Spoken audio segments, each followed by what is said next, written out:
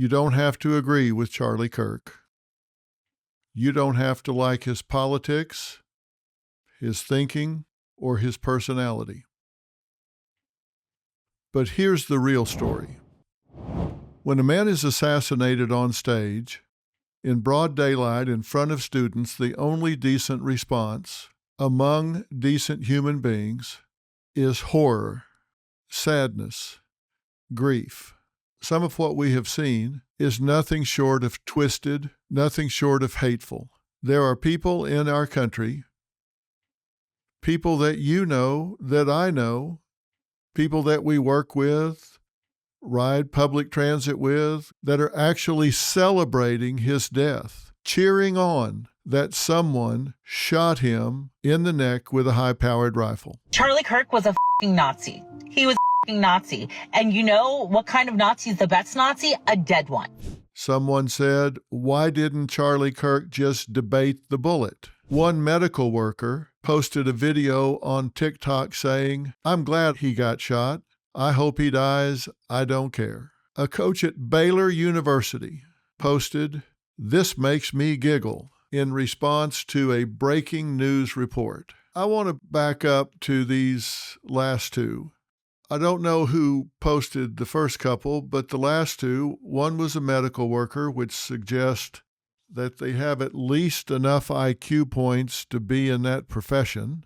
The other is a coach at Baylor University, which is a Baptist-based university, meaning that it is based on Christian doctrine, religious doctrine. And so we have someone that has at least some intelligence, and another, a coach leading our young people at a Christian university that are celebrating this. Does that make sense to anyone that is seeing this behavior? And then take a look at this, what looks to be a student, meaning they graduated high school and got admitted to a university with a megaphone gleefully chanting, quote, we got him in the neck. We got Charlie in the neck. We got Charlie in the neck. Left-leaning social media platform Blue Sky was even forced to issue a warning to users after some accounts celebrated Kirk's assassination. Let me repeat that. A social media platform had to tell people not to post celebrating someone's death. And there's more. In Congress, when Representative Lauren Boebert requested a prayer after a moment of silence, some Democrats shouted no.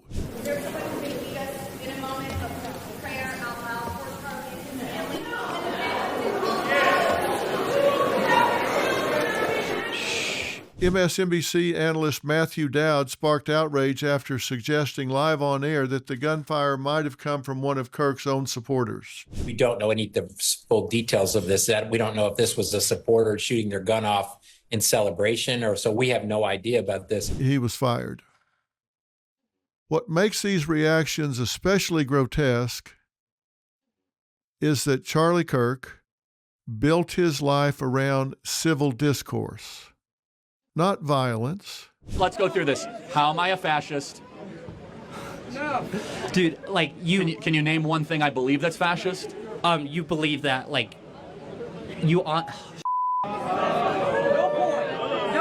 Don't let him think. But I'm such a bad fascist. I let the people who disagree in open mic to talk to me for 2 hours uninterrupted. Okay. I'm an awful fascist. I'm more like a free speech liberal of the 1970s, not a fascist. But I knew Charlie. He was about talking things through. That doesn't mean you had to agree with him. You may have thought what he said was 100% wrong, vile, but he listened. He gave the chance to talk, to argue, to vehemently disagree with him. Why do you keep bringing up race whenever you're on or speaking on a stage? I am not speaking on a stage bringing up critical race theory. You are. No. So. I'm bringing up how critical race theory destroys society and how we shouldn't talk about race all the time. Okay, but you're bringing up race. No, critical race theory, not race. Okay, so what's the second word in that? Yeah, it's race, but it's a theory of how to view race, of which is a mind virus pathogen destroying America. He celebrated debate. He celebrated free speech for everyone. He would have fought for those people to say the things that they just said. He would have stood up for them and said they have the right to be wrong. They have the right to say what they're saying. He would have actually stood up for their right to say the things that they said, to write the things that they wrote. His supporters loved him as a fearless defender of a champion of America and family values. His critics loathed him as a provocateur, thriving on outrage and division. By 2024, he was one of the most influential conservative voices of his generation. He became famous for his Prove Me Wrong tables on college campuses, where he invited often hostile questions and invited anyone to come up to the mic and debate him. But if you think about it, most wars when religion gets entangled into a culture and even government, most wars have started because of that. So that's a talking point that has no basis, and that's okay because a professor told you that. So let's go to the truth. And I'm going to ask you a couple questions. What religion did Mao Zedong believe in, the great murderer of China who killed 50 million people? I don't know. Yeah. He was an atheist. He was good at it. He was good at debating, but he gave people the chance. I often saw him, if someone kind of froze up or didn't have their notes right or whatever, it's okay, take a breath, it's all right, take a minute. Well, yes, I understand that. I don't have an answer for that. It's okay. Think about it. And sadly, this is not just about Charlie. This is part of a bigger pattern of political violence. I talked about this in a real story earlier this year. In 2020, the FBI foiled a plot to kidnap Michigan Governor Gretchen Whitmer. In 2022, Nancy Pelosi's husband was beaten with a hammer inside their home.